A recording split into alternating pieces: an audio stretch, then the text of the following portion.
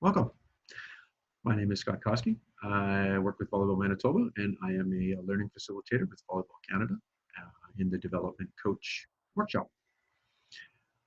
Within the NCCP and Volleyball Canada, we respect and acknowledge the First Nations, Indigenous, Inuit, and Métis peoples of Canada as the keepers of the territory upon which we will be learning today. So thank you. Thank you for joining us this evening for the second module of the Development Coach Workshop. We will be working through skills tonight. And before we get started, I want to say thank you. Thank you for the time that you put in to the young athletes of Canada, for developing the future players of our country, and for serving your community. It's an incredibly important job being a coach, and we really, really appreciate all the time that you put in, not only on the court, but also off the court when you have to attend these workshops to learn about the skills to hopefully make you a better teacher for your athletes. We're at Module 2, Development Coach Workshop, Module 2 this evening. So our topic is going to be effectively teaching the key volleyball skills. So we're going to have a bit of a conversation this evening about the teaching of the volleyball skills and a little bit on the skill execution itself. Before we get started in the module, I think it's important to take a moment to reflect a little bit on where we got our current level of knowledge as a coach. And what I mean by that is where we got the ideas to teach the way we teach. Most of us coach how we were coached. So most of us would teach the skills the way that we were taught the skills. And that's okay. Your responsibility as a coach is to constantly be looking to evolve how you teach, because the players that you teach are constantly changing. No two teams would be the same 1 year over the next, and no two athletes would perform a skill in exactly the same way. So when it comes to teaching the skills of volleyball, we want to establish a few key principles, and then we want to be flexible on some of the other elements around those key principles so that the skill can be executed as well as possible by each athlete in your gym. One thing to keep in mind when you're approaching teaching skills with this mindset is that you will be challenged. You will see things in manuals or online or in a different coach's gym that may be different than the way you were taught and may be different than the way that you would teach it. And as coaches and teachers, we need to be aware when we are in those situations, and we need to be aware of the natural tendency, you could say, of trying to defend the knowledge that we have against new knowledge. So when we do approach this, we want to acknowledge that we do have a way that we would generally teach a skill, and we have probably sound reasoning why we teach the skill that way, but we need to be open-minded to find better ways to teach and to perform, always. So we're going to start with the skill. So we're going to open up with the question here. You can see on the slide, what is a skill? So basically, the skill is the ability to perform an action with determined results, often within a given amount of time, energy, or both. We use the word skill in a variety of different contexts. And I think it's important that we just spend some time thinking about what it is that we're teaching. We use skills in every situation every day. A number of us have skills that we don't even think about, right? Driving, eating, brushing your teeth, right? Some of us have more refined skills, cooking, right? Every single action that we do is a skill. And every skill that we have is learned, and it's learned from somewhere. When we talk about specific to sports, and specifically here to volleyball, what we want our athletes to learn are motor skills. So the motor skill is a learned ability to cause a predetermined movement, a movement outcome, sorry, with maximum certainty. So really when we talk about the skills of volleyball, we're talking about a motor skill.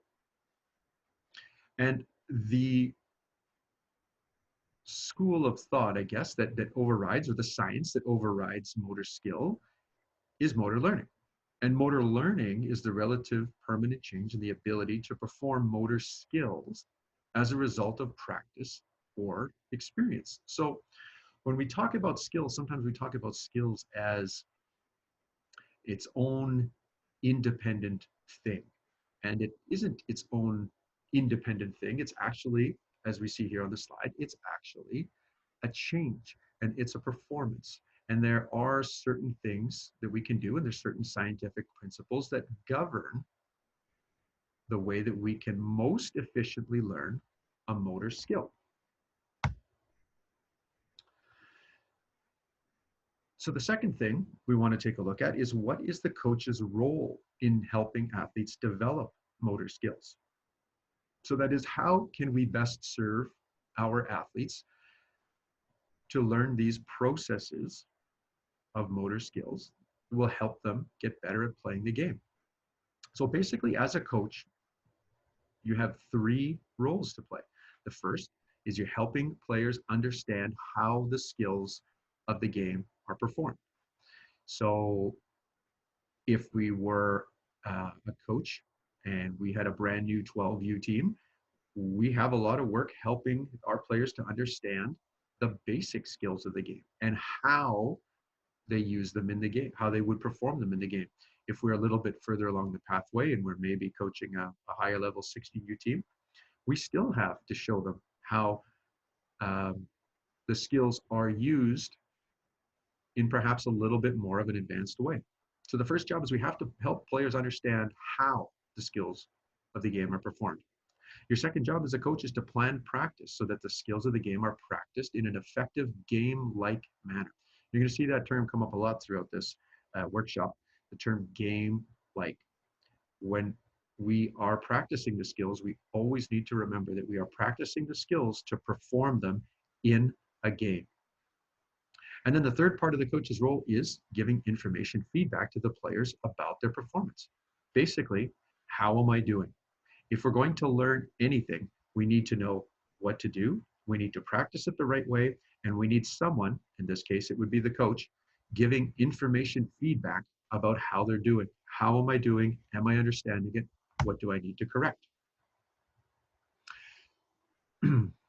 So, helping players understand how the skills of the game are performed. So this is a pattern that you can use when you're teaching skills. Right? The first thing we want to do is we want to demonstrate the skill.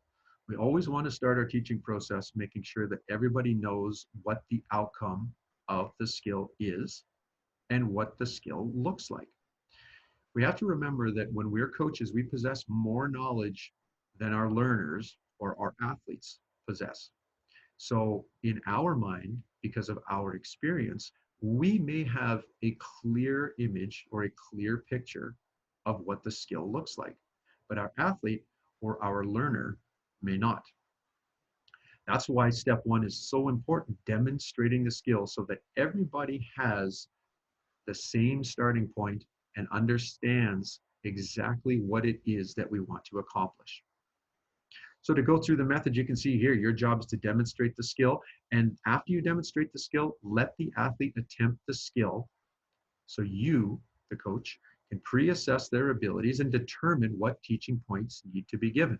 One of the things that we often do as coaches, because we possess more knowledge, we demonstrate the skill or we explain the skill, and then we try to unload all of our knowledge on the athletes right away as they are performing the skill.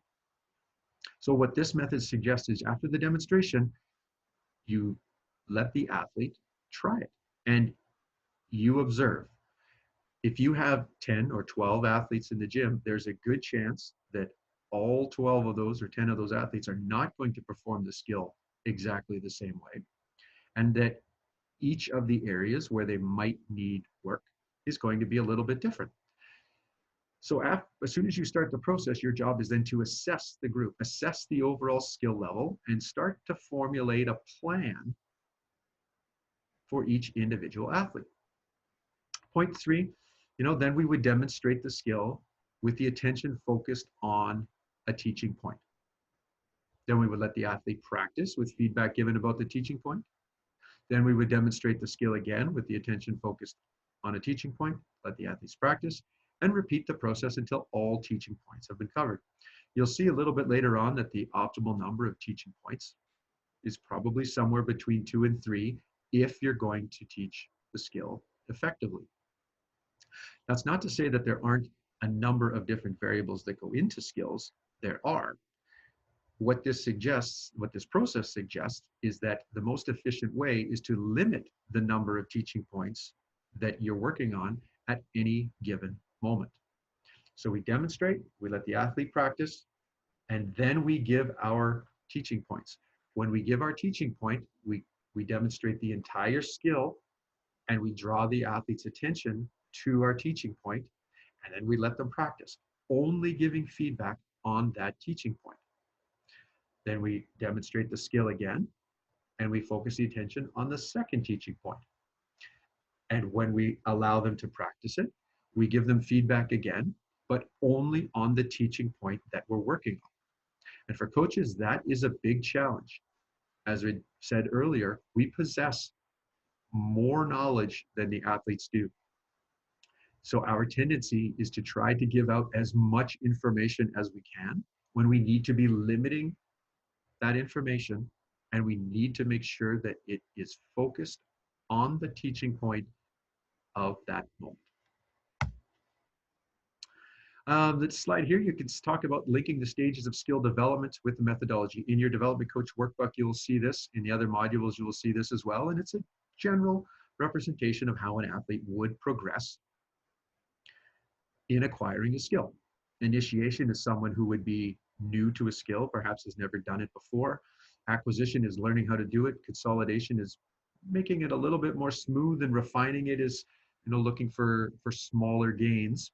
And then at the very top, we have creative variations. So creative variations would be, more for an expert type of performer. In a attack context, for example, it would be maybe hitting trying to hit a roll shot down the line, trying to hit a short cut shot, try to hit a chip off the block. So creative variations of the skill. It's important to remember that when we are talking about the stages of skill development, initiation, acquisition, consolidation, and refinement, it doesn't necessarily link to the level of experience of the player. Initiation for a novice player or someone who's new to the game is relatively easy to understand.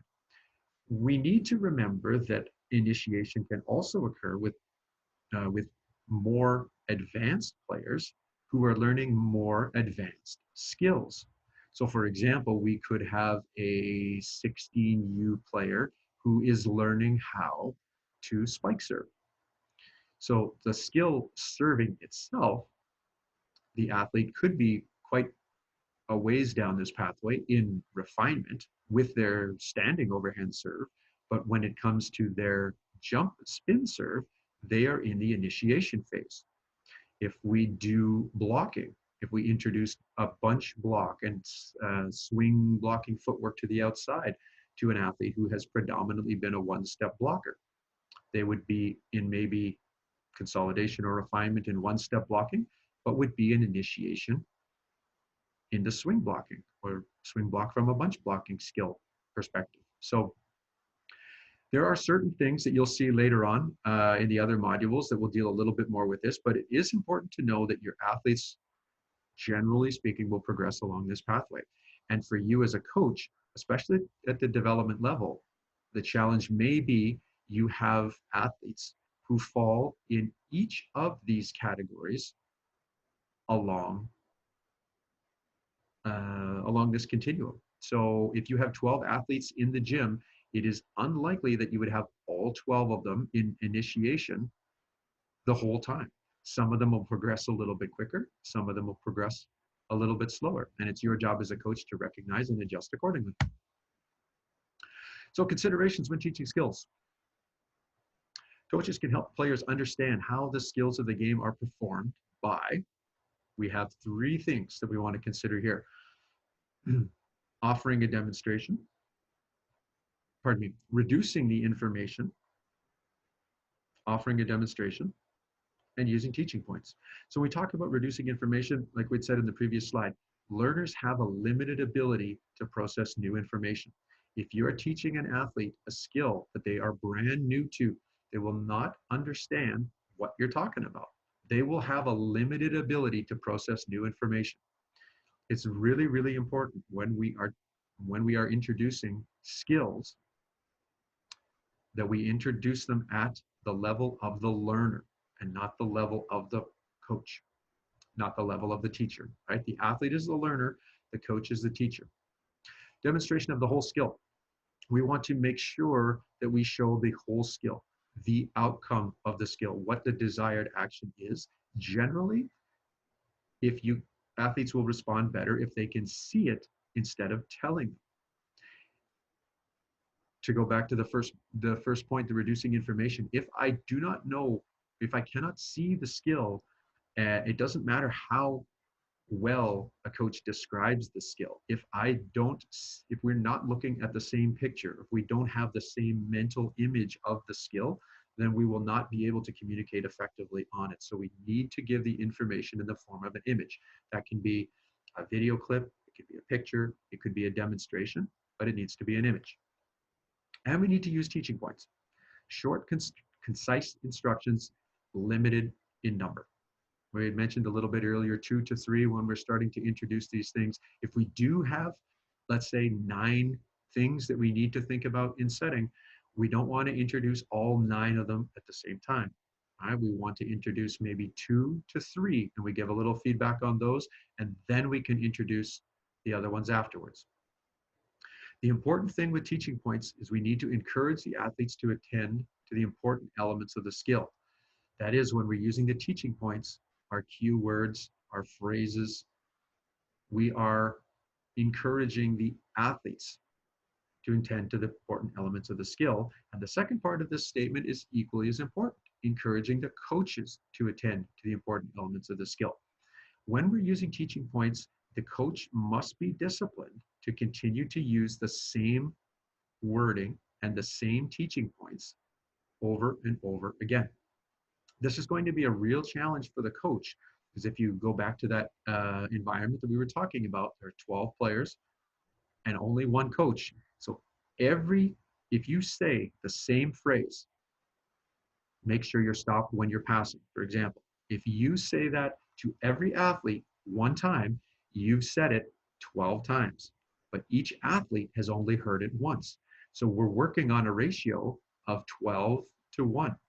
So sometimes when we're coaching in the gym, we walk around and we're like, man, am I just saying the same thing over and over and over again? And it's hard because we have so much information, as we mentioned, and we want to share more than just the one teaching point that we have because we've said it 12 times, but our athletes have only heard it one time each. So it's important that we're always looking at things, hate to keep repeating it, but it's probably going to come up more again, at the pace of the learner, right? We need to stay focused on the key elements that we're going to teach. Applying skills to the game. When we're teaching skills, it's essential that we address how to execute the skill, so how the skill is performed, and also how to apply the skill to the game.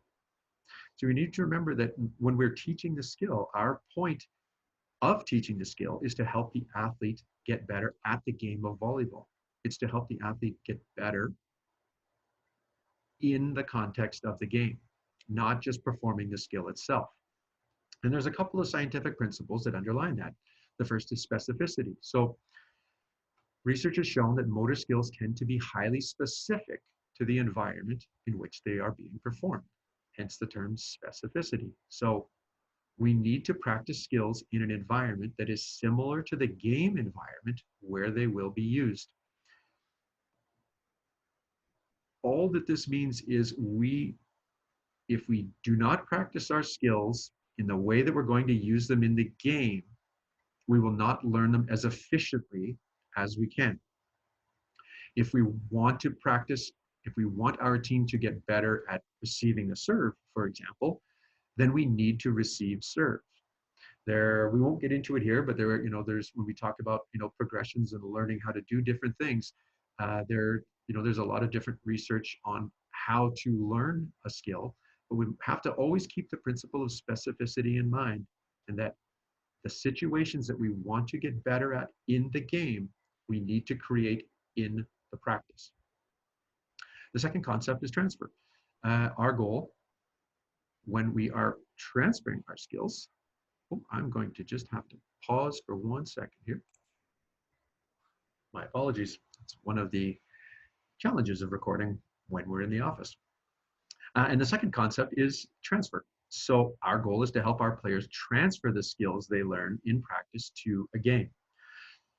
Similar to specificity, we must apply the skills in an environment that is as game-like as possible, as often as possible.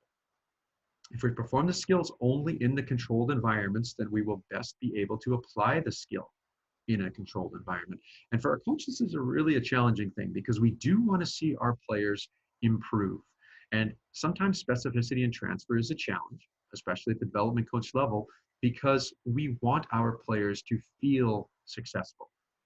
We want our players to feel confident. We want to have our players have fun when they're learning a skill.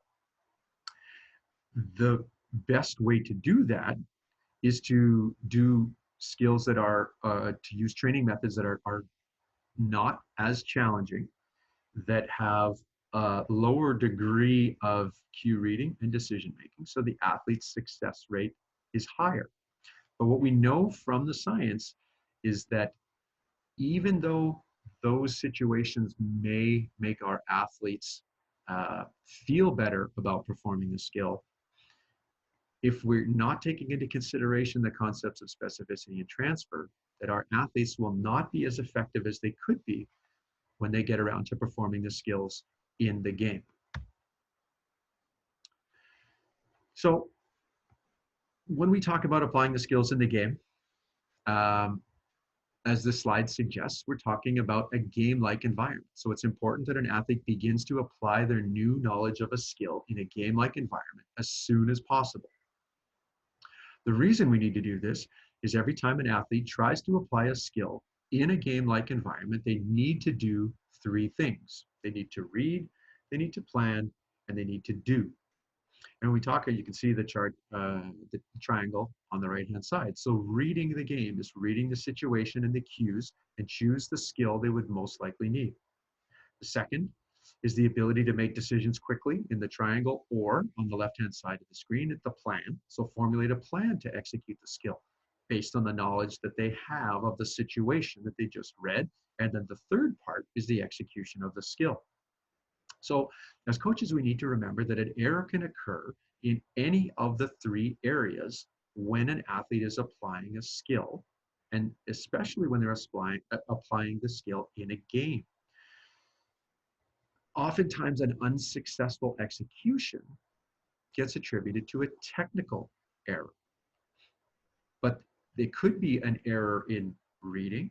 It could be an error in planning, in that they took in the information and they weren't quite quick enough or familiar with the situation before they executed it. So we need to really understand when we're applying the skills, we need to create situations where athletes not only do the skill, but they have to read the situation to figure out what skill they're most likely to use, and they have to plan or make a decision on how to apply the skill.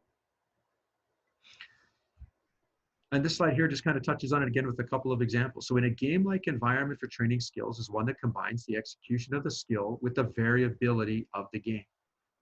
The selection and execution of a skill can be largely influenced by the skill that comes before it in the cycle of action. So the cycle of actions is talked about more in one of the other modules. But the reason we want to train these skills in a game-like environment is because they don't happen in isolation. When we talk about the cycle of actions and in the game of volleyball, no one skill, apart from maybe serving, apart from serving, happens in isolation from all the other skills. So the example, the decision of whether to set a ball with an overhand or an underhand technique. So I'm the setter. right? It depends on how well the serve receive was executed and the location of the ball. So if I'm the setter, I'm prepared to set the ball with my hands. If the pass doesn't come to where I am and I have to take the ball on the run, then I need to make a decision whether to set the ball with my hands or to set the ball underhand with a bump set. So these are examples of reading situations and making a decision that we need to account for in the practice if we want to get good at them in the game. If I only train my setters by standing at the net setting off of perfect passes, then I'm training specifically to set from perfect passes. And when I get into a situation where there is not a perfect pass, what I trained doesn't transfer to the game because I didn't create the situation that actually is happening. So game-like environments challenge the athletes to read, select the correct skill, and apply the skill. So another example, we talked a little bit about it earlier, is the training of serve receive. If I'm only working on serve receive by training my platform, and this is a common one that you see in a lot of gyms with young teams, we're going to work on serve receive by training our platform. So one partner is going to be on the same side of the net as me, and I'm going to toss the ball to my partner, and we're going to work on passing. Now that training method doesn't have the same variability as passing a serve that comes over the net. So even though I am working on my platform, I'm working on my platform in an environment that is not similar to the game, or it's not specific to the game situation, to go back to the slide before, and it won't transfer as much. We'll see a little bit later that it is how we can blend these two techniques using some different terminology, but we need to be aware of these skills, specificity, and transfer, and working in a game-like environment. And the last point here is we want to incorporate variability into our skill training to help our athletes improve as efficiently as possible. When we talk about these teaching methods, it's not right or wrong. It's not one is better than the other. It's about efficiency. If we train without consideration of some of the concepts of specificity and transfer, we will get better. Simply by performing the task, you will get better. But you will get better more efficiently if ourselves as coaches are taking these things into consideration when we're teaching. The other concept that goes with this is blocked and random training. So this is something that does appear briefly in the workbook, and you may or may not have heard of this before. So generally, skills can be trained using a blocked method or a random method. And when we talk about blocked training, we use controlled conditions that are predictable. The skill is practiced under the same or very similar conditions for multiple repetitions in a row. And when introducing a new skill, block training can be used to help athletes learn how to perform it correctly. So when we talk about the skill being practiced under the same or very similar conditions, we can go back to the example that we just spoke of on the last slide. We're going to pass, my partner is going to toss me 10 balls, and I'm going to pass 10 balls back to my partner. It's predictable because the ball is being tossed, and we're practicing it in a very similar or the same way 10 times in a row. This can be useful when we're helping athletes to learn how to perform a new skill. After we go back to the beginning, we show them a demonstration, then we allow them to practice it under controlled, safe conditions where they can understand the teaching points. As soon as an athlete is able to understand how to perform the skill correctly, then we need to introduce some elements of variability. And a term that is often used is random training. So random training uses conditions that mimic the variability of the game. So the skill is not practiced under the same conditions for every repetition. And like a game, the athlete will have to read cues and make decisions before executing the skill. Now, we talked about a game-like environment. I want to make sure that we understand that a game-like environment is not the same as a game. So in the example at the bottom here, we're working on passing by having one player toss the ball over the net to the player on the other side. So in the first example, the block training, very safe, very stable, very predictable conditions. The ball is being tossed to the person. Simply by moving to the other side of the net and throwing the ball over the net, we've added a little bit of variability into the exercise. If we move the tosser further back from the net, and perhaps it was an underhand serve, and then eventually all the way back to the baseline, then we are adding variability into the drill that is going to challenge the athlete to read and plan, like we had in the previous slide.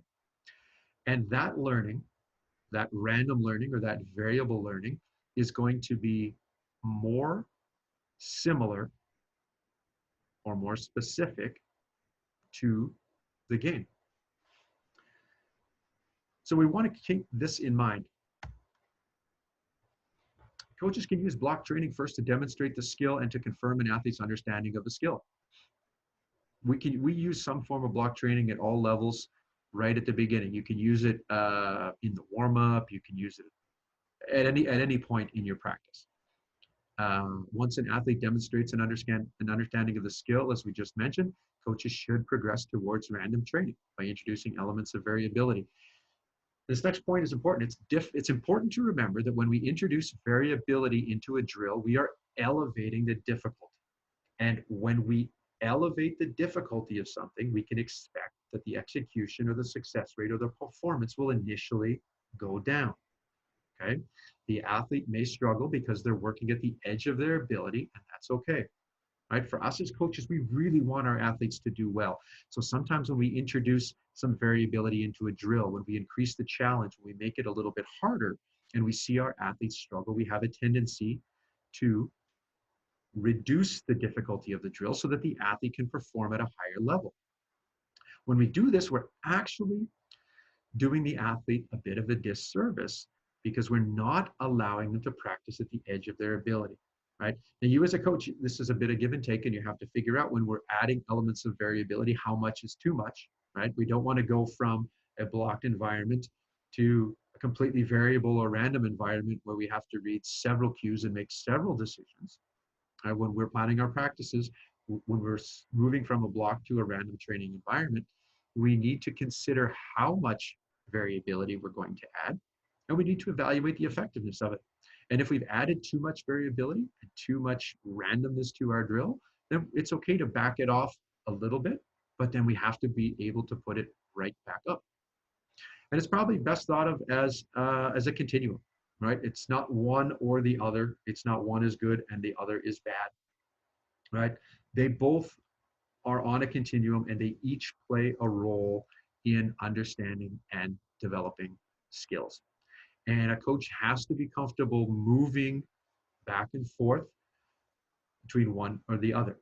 There might be even a part of a skill that we want to introduce in a bit of a blocked environment. You know, if we say, for example, a player is having trouble recognizing a situation when they should tip the ball against a double block, we could block part of that environment. You know, we could have them do their full spike approach and tip a ball, tip a ball, tip a ball, you know, for 2 or 3 repetitions.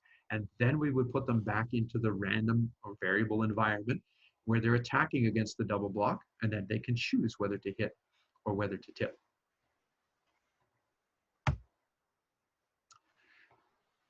So this is going to move us to our next part, which is the teaching process. So we talked a little bit about the skill, how we want to teach skills, and some of the principles that govern the teaching of skills.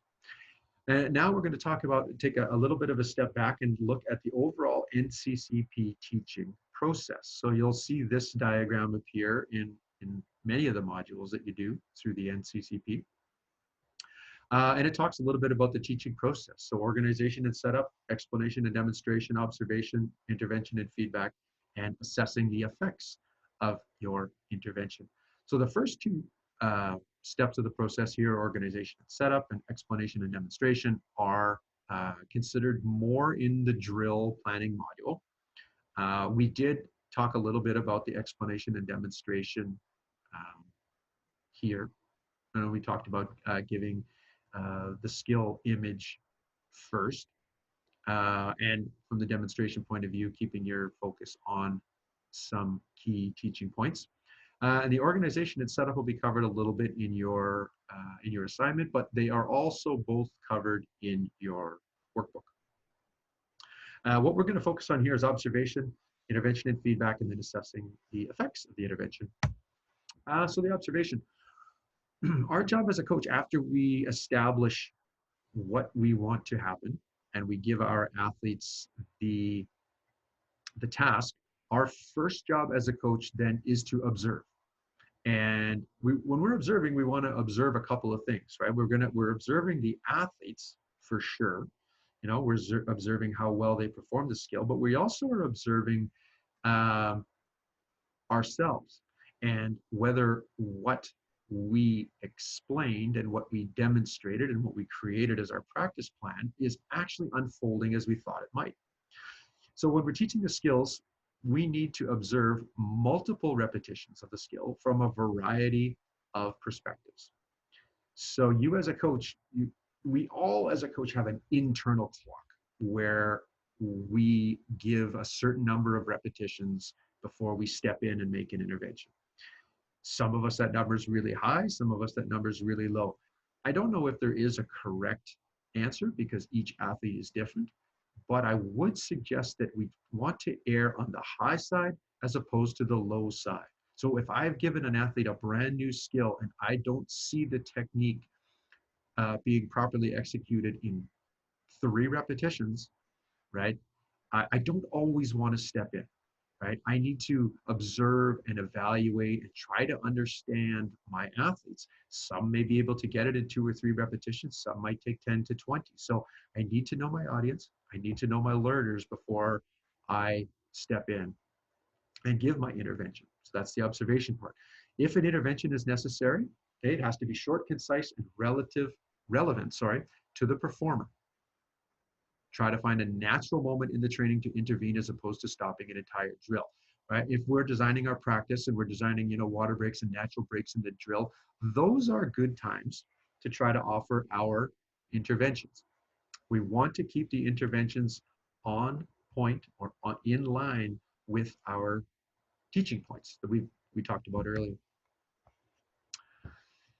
Just some observation tips here. So observation must come before intervention and feedback, right? We got to watch. We have to watch before we step in and before we do.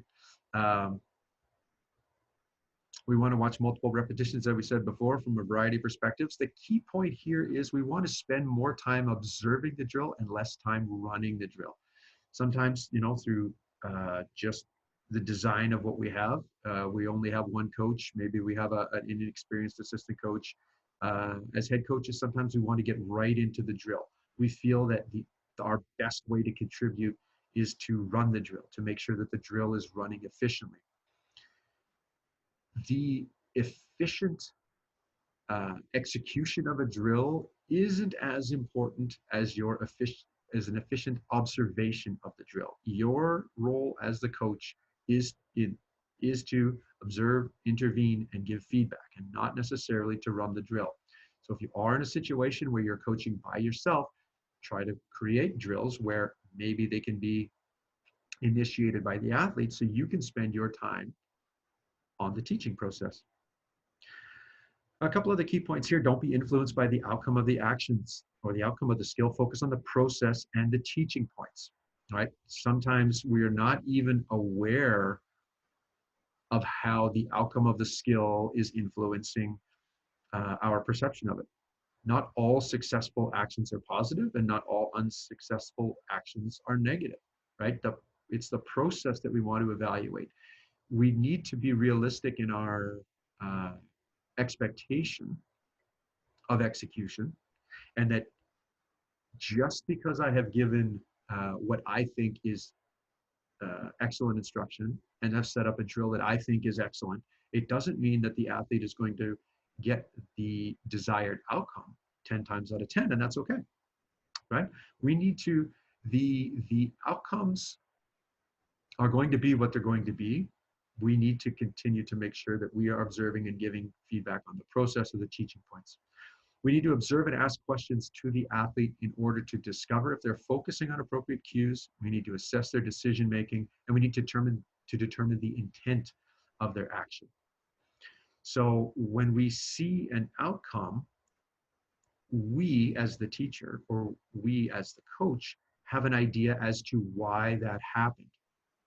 But it's important that we don't just place our assessment of what has happened on the athlete, that we need to ask the athlete. And when we go back a few slides to the triangle, right, it could break down in a number of different places, right? Reading the appropriate cue, making the appropriate decision, and then the appropriate action, the appropriate execution of the skill.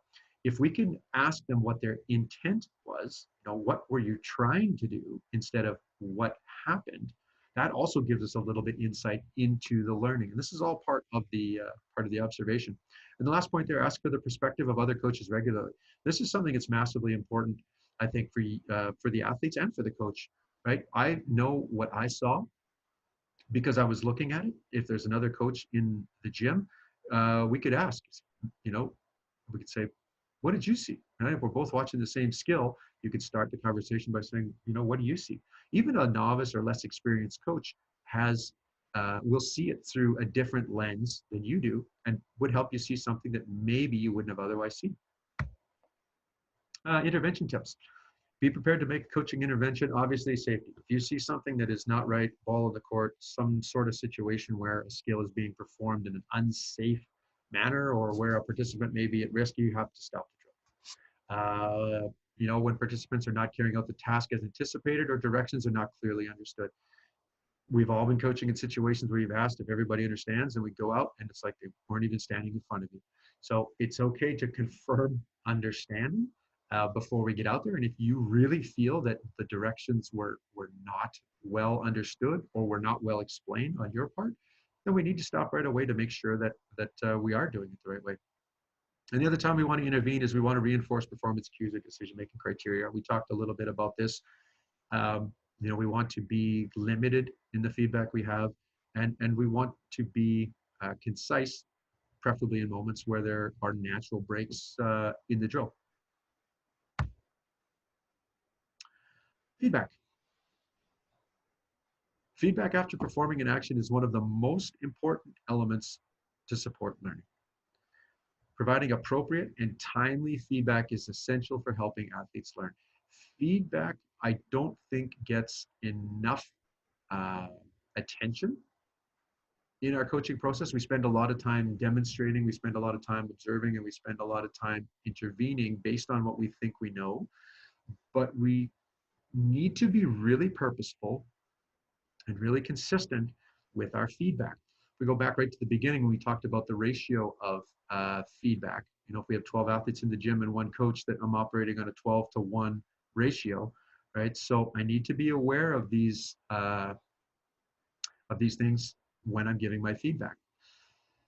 A couple things to take into consideration. So feedback is usually given based on the result or the outcome of the skill or on the performance of the skill. So usually those are two things that we give our feedback to: either good, bad, point, error, right? That's our feedback on the result outcome. Great hit because it was in the court. Nice try because it was into the net. Those are usually the easier, more common forms of feedback because they're the easiest thing to pay attention to. Because a lot of times we're watching the drill, or we're watching the exercise, or we're watching the ball. The second thing we can give feedback on is the performance of the skill, but that requires us to be much more intentional in what we're watching and what we're giving feedback on.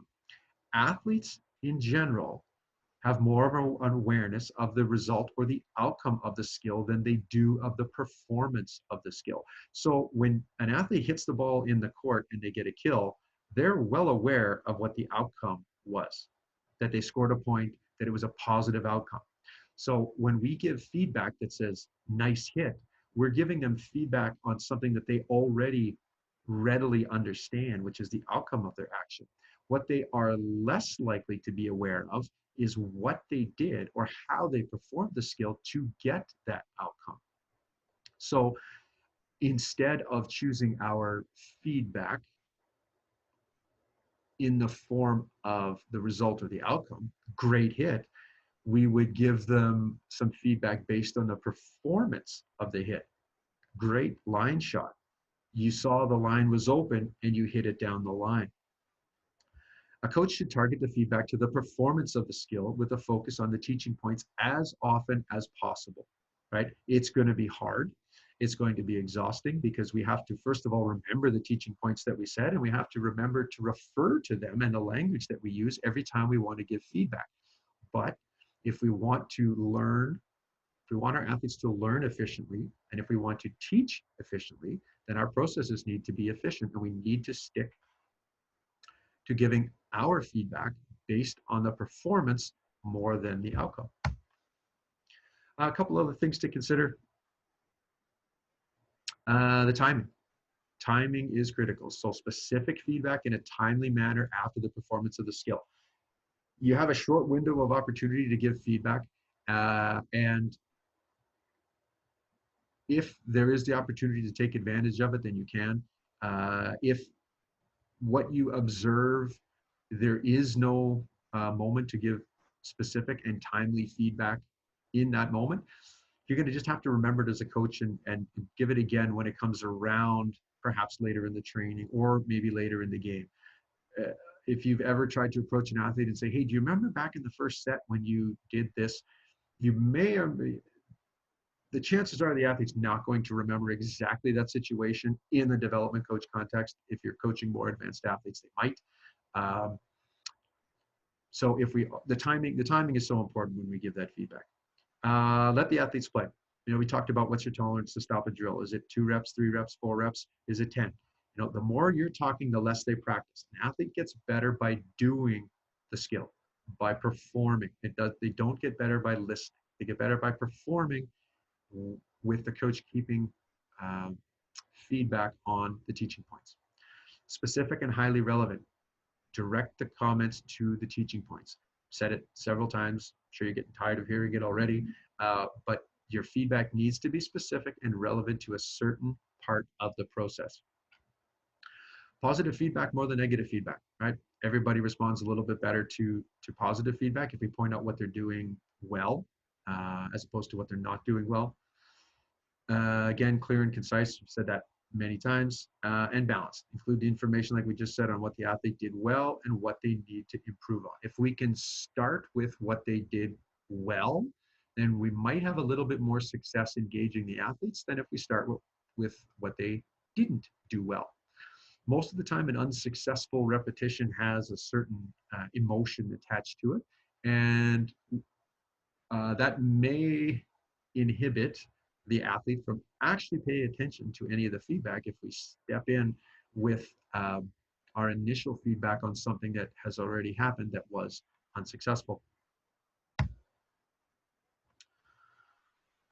We mentioned this earlier, but feedback is an important part of the learning process because it lets the athlete know how they are doing. In measurement and evaluation, it's like teaching in an educational setting. We're teaching and we need to test. The test is so we know a couple of things: the effectiveness of the athlete's performance, and also we'll talk about this a little later on, the effectiveness of your teaching. Right? It's important to remember that an athlete in the training to train stage, which is where most of the development coach athletes are, may or may not know why they are performing a skill successfully or unsuccessfully. All right, we're going to do 2 minutes of serving, and one day the athlete's got 5 serves go in the 10 minutes, and then one day they have 15 serves go in the 10 minutes. You know, and if you've ever coached that level and you go over there and you ask them, hey, why is that? How come the serve's going in? I don't know. It's just going in, right?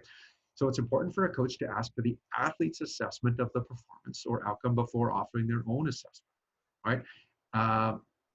We want the learner to have an idea of what they're doing. So if we go back to the last slide, you know, on the outcome, they know they're more likely to know that the ball is going over the net than they are to know why the ball is going over the net. So in the last example, if we start with, you know, hey, how's it going with your serving? Great, coach, I got 5 in a row in. How come you think, why do you think you're getting 5 in a row in?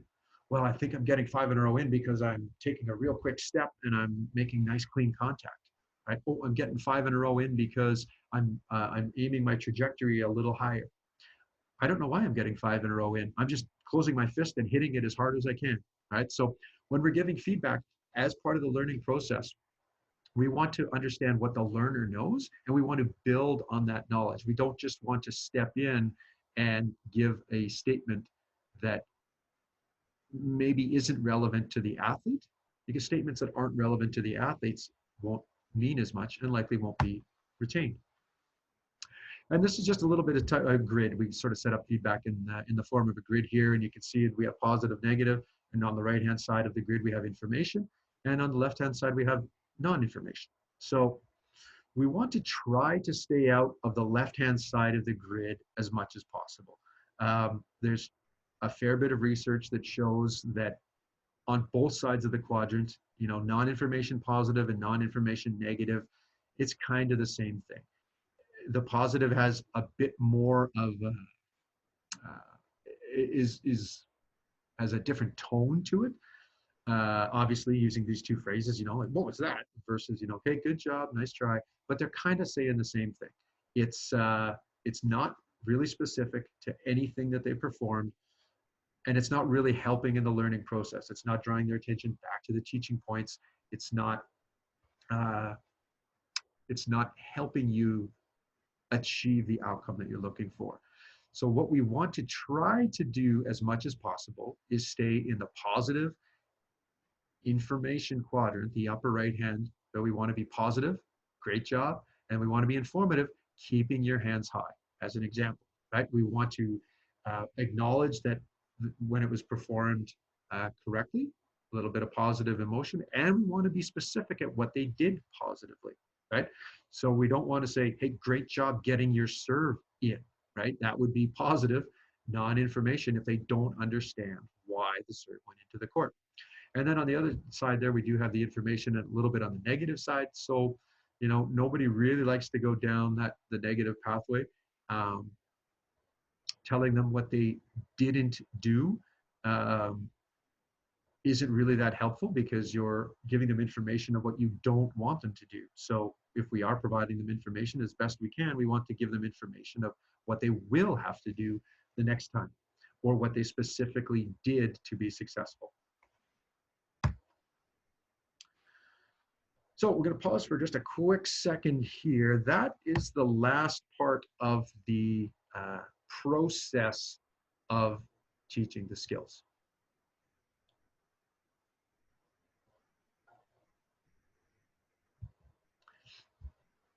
We'll go back and kind of tie it all together at the end, but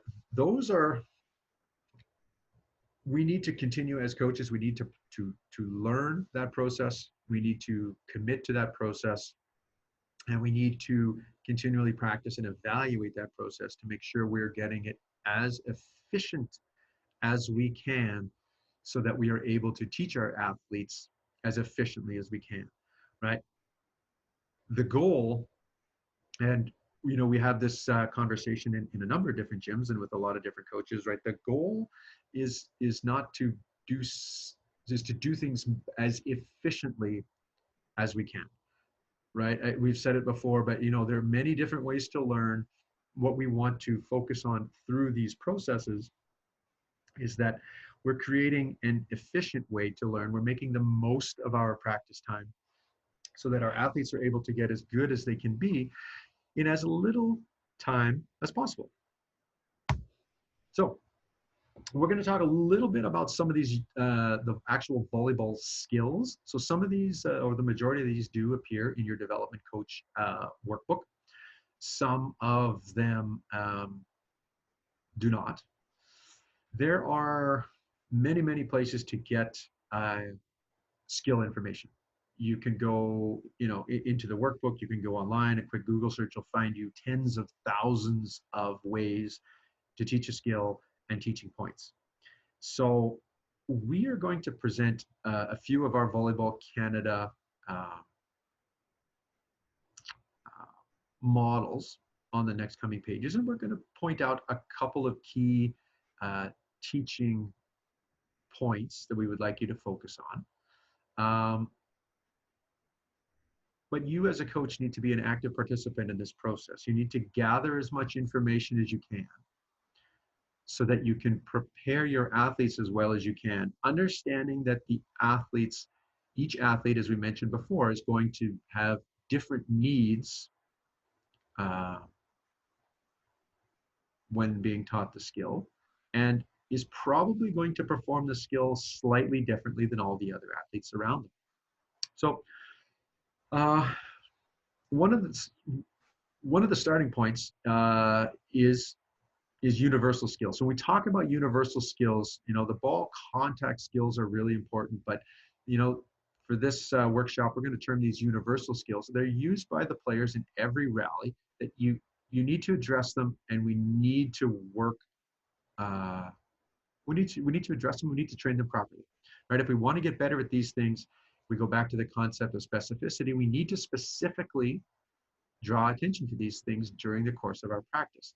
Sometimes the fundamental uh, baseline or these universal skills are assumed to be understood, and we don't work on them as much in our practice time when we probably should. The universal skills occur before, during, and after the contact of the ball. And this is a partial list here, and you can add some more and come up with some other ones, I imagine. We talk about ready position. That'll be on the next slide.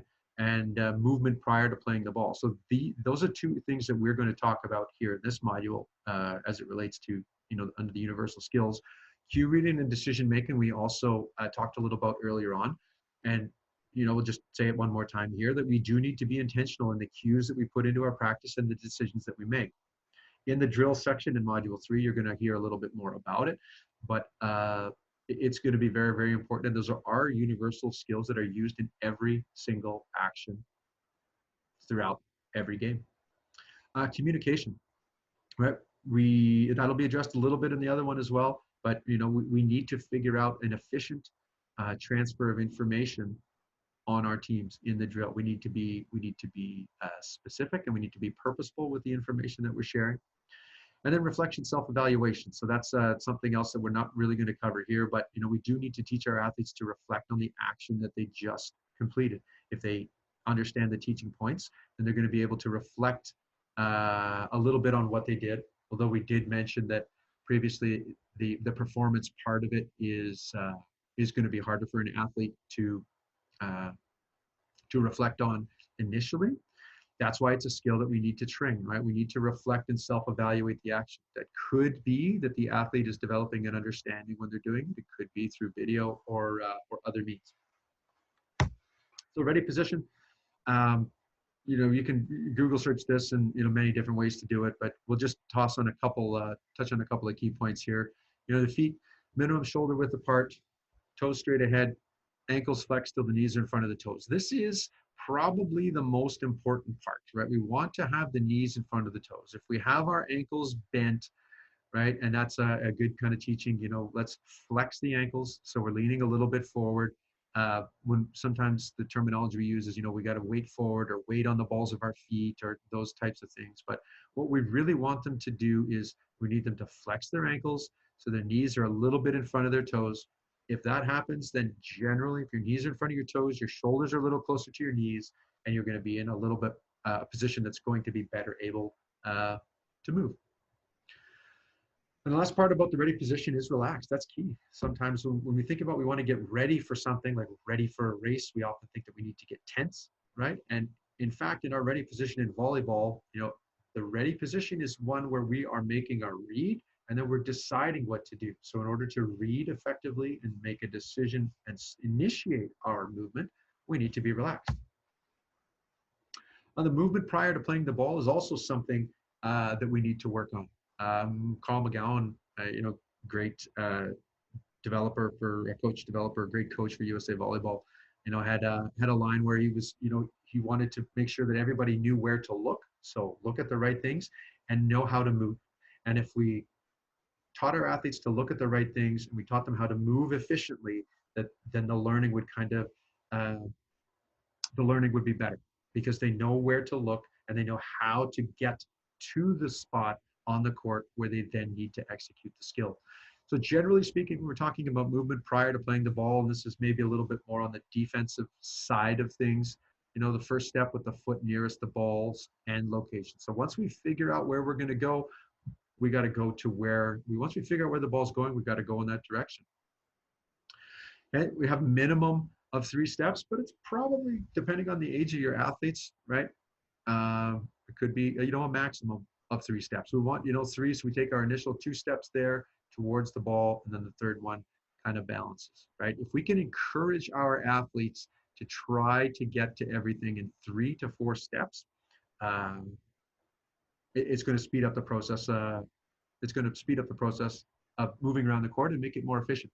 We want to try to keep our head, limit the amount of movement that we have in our head. So, we're a little bit more efficient if we're moving, as the first point says, directly to the ball and not up and down running at the ball. Smaller steps to get there. And we want to try to be stopped and stable prior to contact. So we want to be able to move quickly initially.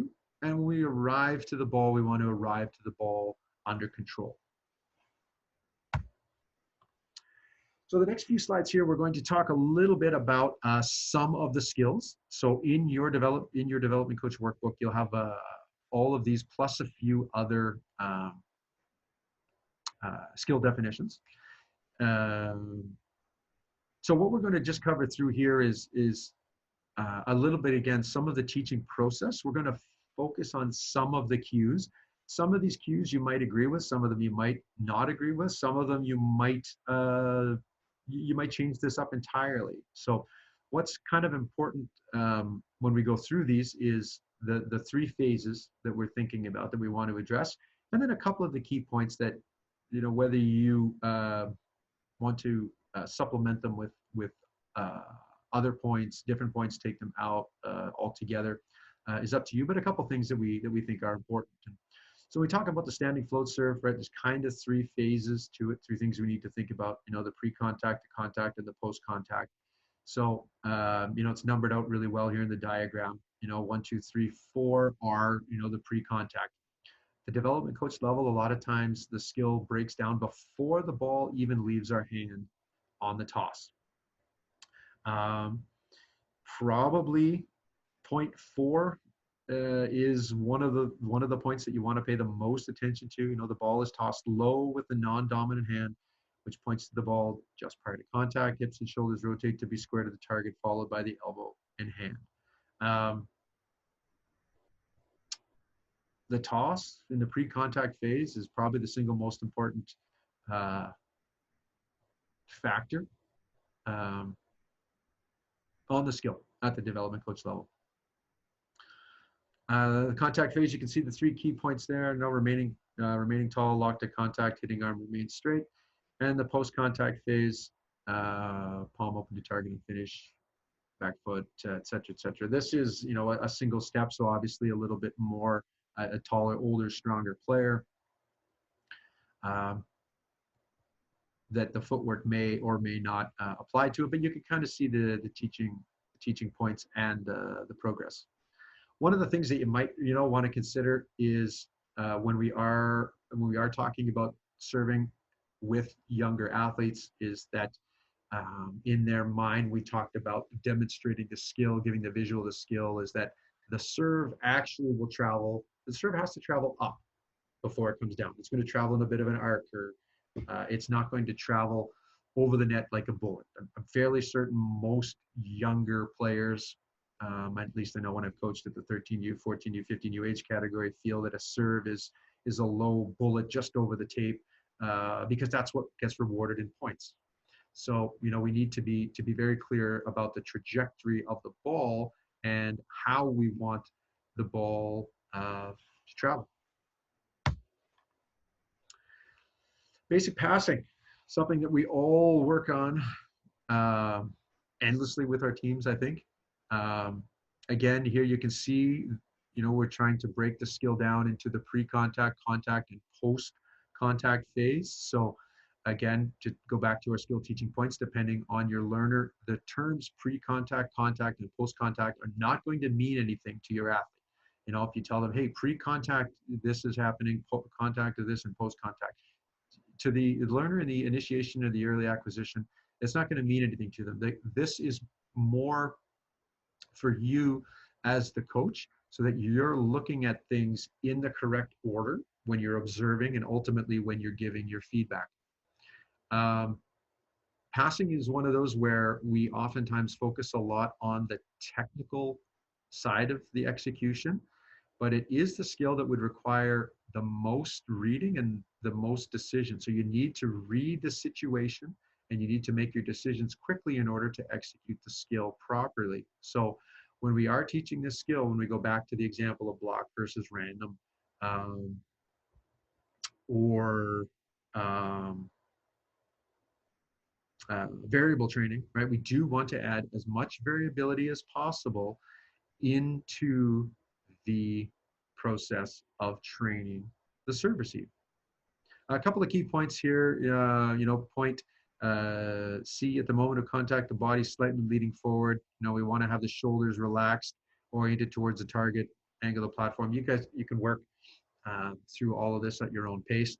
There are one of the important things to remember, I think, is, we oftentimes, um, when we train passing, we talk about, should we pass the ball in the middle? Should we pass the ball on the left? Should we pass the ball on the right? And the answer to that is yes, right? If we're talking about specific situations in the game, we are going to be required to pass the ball in all three of those positions. So we need to train all three of those positions. We need to create specific situations in our training where athletes pass on the left. We should create specific situations where athletes pass on the right. And we need to create specific situations where athletes pass in the middle. High ball setting, again, just a fundamental skill of the game at the development coach level. Something that should be worked on throughout your practice by all of the players.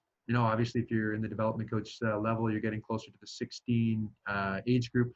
You're working with, designated setters. They're going to have a little bit of some different tasks to complete, but we do want to make sure that all of our athletes are able to execute the basic high ball set. You can see again, pre-contact, contact, and post-contact.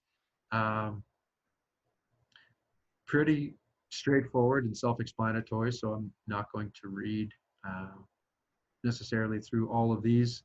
Other than the fact that, we do need to make sure everybody is able to do the skill. And the little point here on the red box, talks about some non-setters such as liberos will jump set to quicken the speed of the offense. Just as a bit of a teaching point, right? It's sometimes an overlooked skill when we do talk about our liberos, is that we don't train them enough, and maybe specifically enough from the position where they would normally defend on setting a ball. So if you are at the point where you're using liberos on your team, you want to consider how you're going to train to get them some setting reps as well. Attacking basics, cross-court mechanics. Again, pre-contact, contact, and post-contact. It's laid out pretty well here on the teaching points. This particular one is a 4-step approach. A couple of the keys that we're talking about when we're attacking is we want to go slow to fast with our approach. So point 3 in the pre-contact accelerates the approach, taking a big right step toward the ball. When we are giving feedback to our athletes on approach footwork, instead of giving them feedback on their left, right, left, sometimes it's helpful if we want to number the steps, step 1, step 2, step 3, step 4. Then if we are giving specific feedback, we can say, hey, you got to get to step 3 a little bit faster, instead of just be faster. So attacking is one of those skills where it's difficult to give specific feedback because there's so much variability. The variability of the attack is determined from the pass. It's determined from the set. It could be determined by the block, right? So we need to be able to find specific cues that we can then work on with the athlete, right? And I'll let you work your way through these as well. They're also in your development coach manual. One quick thing to draw attention to is attacking and injuries. It is an area in the game where, obviously we want to be safe. There are a large majority of injuries that are related to attacking. Knee, ankle, hard, awkward landing, center line, contact with blockers. If you do have, that's, a younger team, you got to make them aware of the need to be in control when they're close to the net. One of the little techniques that you could use is expanding the center line. You make a second line instead of the regular center line. You make a second line on each side of the court that's maybe, 8 inches, 10 inches off of the net. And when they're attacking, you stress that they need to land on that line. We want to try to keep them away from the net as much as possible to avoid the injuries. Second injury that happens a lot is the shoulder injuries. So traditionally, attacking has been taught with a high elbow. So drawing your elbow back here and keeping it up high in this way when we attack the ball. There's research now that shows that it's actually a little safer on your shoulder if you're keeping your elbow below your shoulder, right? So a low arm draw is better than a high arm draw. Lower back, a lot of back arch, a lot of lack of torque issues from just basically timing, right? Footwork and timing. So when we talk about creating situations in our practices where we can work on timing, that if we're working on attacking, we want to work on those situations where there is that natural variability of the game. And the last point is concussions. A large majority of concussions are caused by unexpected ball contact to the head. When we're doing attacking drills, we got to make sure everybody's paying attention. Right? A lot of our attack drills, if we're having a conversation in the back row, you can see the Volleyball Canada warm-up rules now, where we no longer allow athletes to go underneath the net to collect the balls after they've hit it. Those type of situations, the unexpected ball contacts. Volleyball is unique in that more concussions occur in practice and warm-up than in the actual game.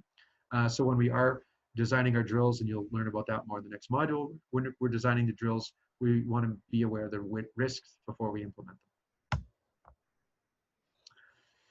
them. Step block to the outside. Again, blocking movement. This is just, basic one-step block to the outside. Again, you see the same technique, pre-contact, contact, and post-contact phase. Basically, when we talk about blocking, we want to, if we're explaining the concept of blocking is we need to figure out where the ball is being set, where the attacker is most likely to attack it, and we need to go to that spot. That's our job as a blocker, to figure out where the ball is going and go to that spot.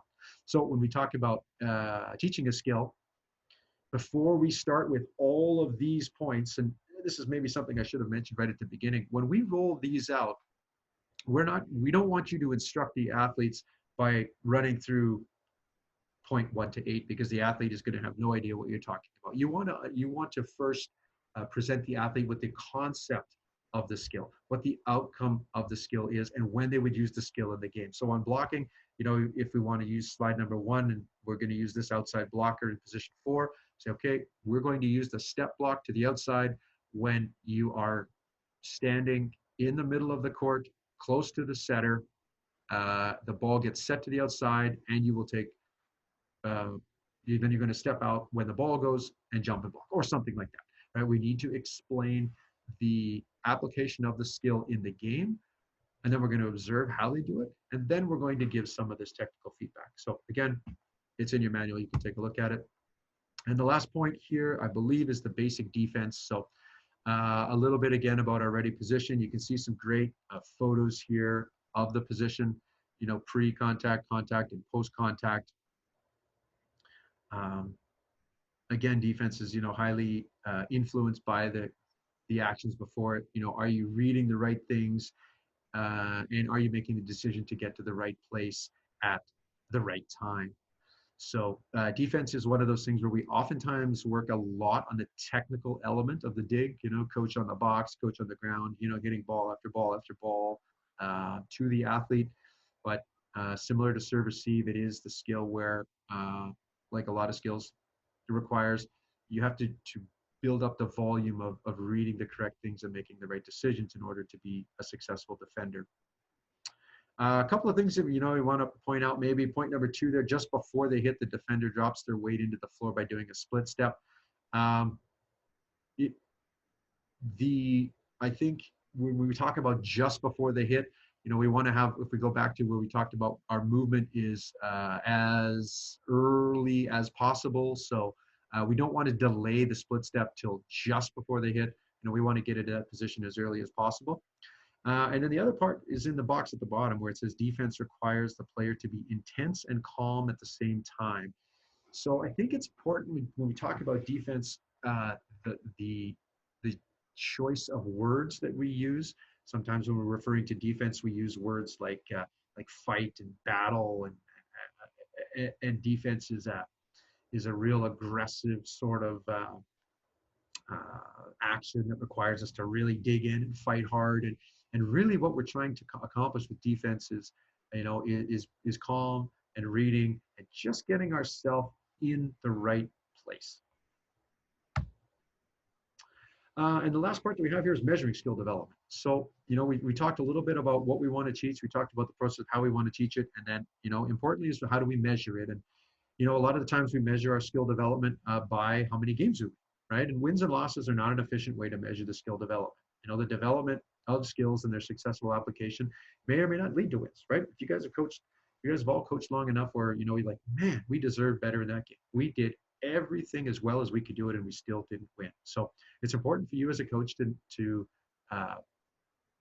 not evaluate the success of your teaching process or the application of the skills on the result. Measuring your skill development through data collection and analysis is very important. It can act as a source of motivation and reinforcement for both coaches and athletes. So we go back to the feedback part of how am I doing? Hey, how many serves did I make in the game? How many attacks did I get over the net? How many passes did I keep on my own side? And how many balls did I get aced? So it is, in order for us to come up with proper ways to teach the skills, we need to evaluate how they're being performed in the game.